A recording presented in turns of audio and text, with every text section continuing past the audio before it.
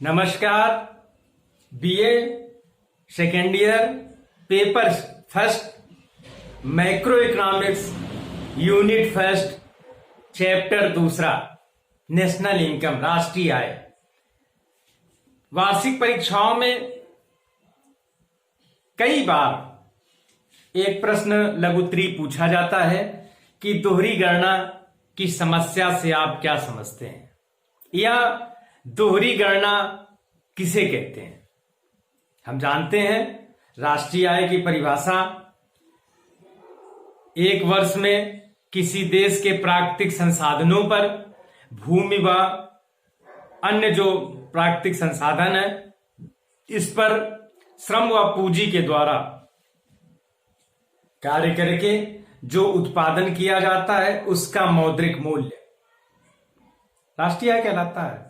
अब राष्ट्रीय आय की गणना हम जब करते हैं उत्पादन गणना विधि या मिश्रित गणना प्रणाली में तो एक समस्या हमारे सामने उत्पन्न होती है और वो बहुत बड़ी समस्या है, वो दोहरी गणना की समस्या है। दोहरी गणना की समस्या जिसमें यदि हम दोहरी गणना किसी भी उत्पाद की कर लेते हैं तो उससे राष्ट्रीय आय का आकार बढ़ जाता है, जबकि वास्तव में राष्ट्रीय आय का आकार छोटा ही होता है। किंतु अब एक ही वस्तु की दो बार हमने गणना कर दी है। एक ही उत्पाद की यदि हम दो बार गणना कर लें तो यह दोहरी गणना कहलाती है और यह राष्ट्रीय आय की लेखांकन प्रणाली में, राष्ट्रीय आय लेखांकन में यह दोहरी गणना एक बड़ी समस्या है। प्रायः दोहरी गणना से राष्ट्रीय आय का वास्तविक आकलन नहीं हो पाता। तो सबसे पहले समझते हैं कि दोहरी गणना, तो दोहरी गणना किसी वस्तु की एक से अधिक बार गणना करना दोहरी गणना कहलाती है। यदि हम किसी वस्तु के उत्पादन की यदि हम गणना कर रहे हैं तो यदि हम उसी वस्तु का दो बार गणना कर ले तो ये दोहरी गणना कहलाती है। यदि राष्ट्रीय आय की गणना करते समय मध्यवर्ती व अंतिम वस्तुओं के अंतर की उपेक्षा कर दी जाए। अभी इसके पहले हम लोगों ने समझा कि मध्यवर्ती वस्तुएं क्या हैं और अंतिम वस्तुएं क्या है।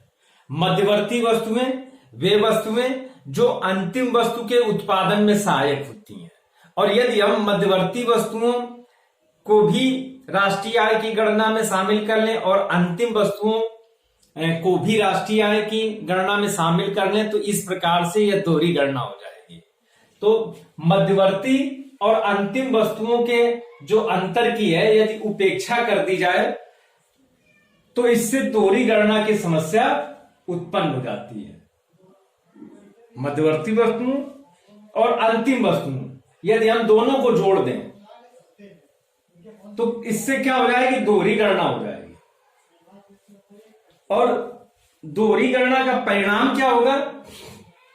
दोहरी गणना का परिणाम राष्ट्रीय आय का वास्तविक आकलन न होना है। राष्ट्रीय आय का आकार अधिक दिखेगा, वास्तविक राष्ट्रीय आय जो है वो कम होगी। तो इस प्रकार से किसकी उपेक्षा कर दी जाए? मध्यवर्ती व अंतिम वस्तुओं की उपेक्षा कर दी जाए तो इससे दोहरी गणना की समस्या उत्पन्न हो जाती है। तो इस प्रकार से यहां तक तो इसको समझ लें। इतना तो निश्चित रूप से लिखना है कि किसी वस्तु की एक से अधिक बार गणना करना दोहरी गणना कहलाती है। यदि राष्ट्रीय आय की गणना करते समय मध्यवर्ती व अंतिम वस्तुओं के अंतर की उपेक्षा कर दी जाए तो इससे दोहरी गणना की समस्या उत्पन्न हो जाती है। उत्पादन क्षेत्र की वस्तुएं तीन वर्गों में विभाजित होती हैं: प्राथमिक, मध्यवर्ती व अंतिम वस्तुएं। और राष्ट्रीय आय की गणना करते समय अंतिम वस्तुओं की ही गणना करनी चाहिए। यदि हम प्राथमिक व मध्यवर्ती वस्तुओं की गणना कर लेंगे तो इससे राष्ट्रीय आय का आकार बड़ा होगा, ये दोहरी गणना की समस्या होगी।